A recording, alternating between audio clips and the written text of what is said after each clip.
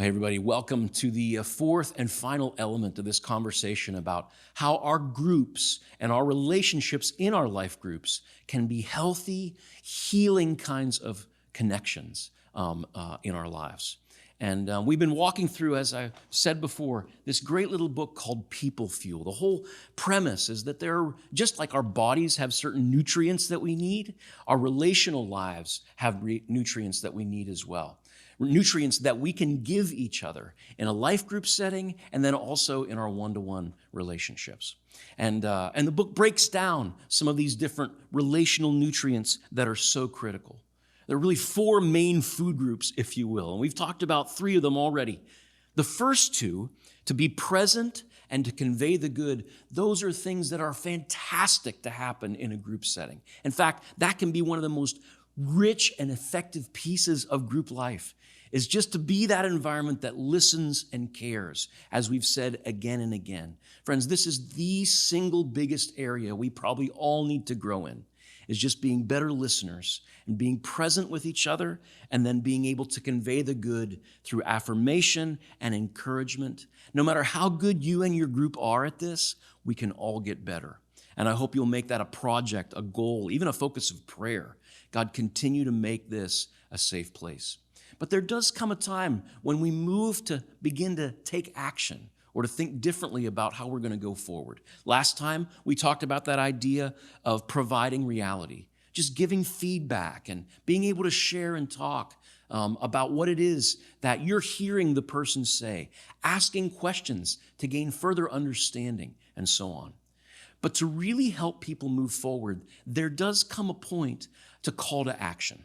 That's kind of this last food group of relational nutrients. And again, I can't tell you how many times in my life I've needed someone who said, I hear you, I love you, I'm for you. What are you going to do now? Where do we go from here? What's a next step that you might find valuable as you're growing or working through this challenge? We can help each other in those ways. It takes a lot of different forms. It could be advice. It could be providing structure, sitting down and saying, hey, can I help you put a plan together? It could at times even be challenging. Hey, man, I challenge you, reach out to the church and get the name of a counselor that you might be able to talk with. I challenge you to own up to what you did and face that in your life. It could be development. It could be expressing care for someone by watching out for podcasts or articles or books that might be helpful, and then just firing off an email or texting that says, hey, I was thinking about you. I've been praying for you around what you shared. I saw this article that you might be helpful. Just want you to know I'm for you. I'm behind you. Check it out. Let me know what you think. And then one that we don't always think about, but when we get to a certain point, it's challenging someone to even serve.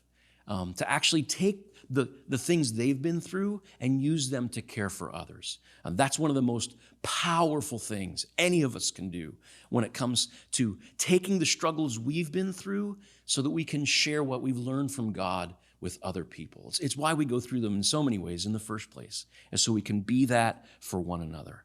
Now, again, those first two areas, be present, convey the good, those are group experiences. As you move into providing reality and inviting people to take action, those are one-to-one, safe environment. I'm for you. I'm on your side. I just want to help. That's why it's so important to ask for permission to give this kind of input.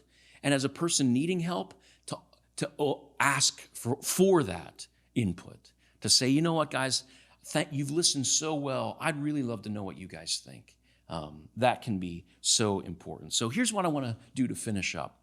I want to let you know we are here to help, all right? As a church, we work hard to create resources and connections that you and your group can use when you need to take or want to take some next step.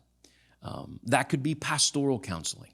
We have a whole amazing team of pastors who'd be happy to sit down and to talk through whatever it is that you're working with. Maybe that call to action is to urge that friend or for you to reach out and say, hey, I'd like to talk to somebody. We also have amazing resources we call one-to-one care.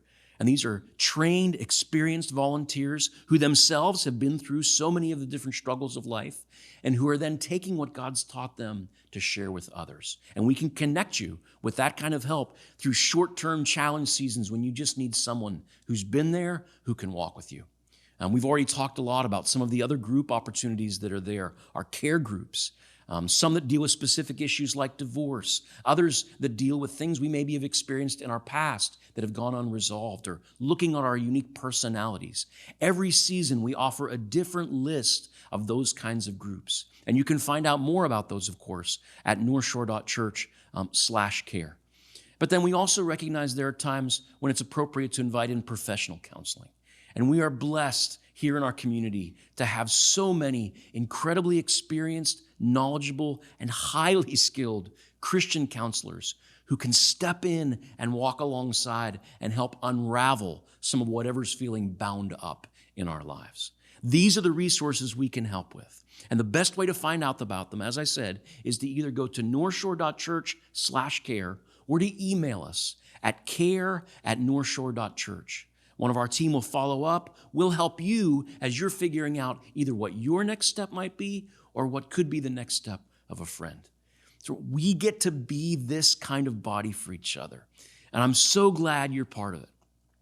My prayer for you and your group is that you'll continue to grow in the ways that you help each other nourish spiritually and relationally when it comes to growing into all that God has for us to be.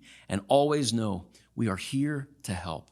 I pray God continues to move in a powerful way in your group, that He uses you to bring healing and connection and freedom in each other's lives. And we're blessed to be on this journey with you.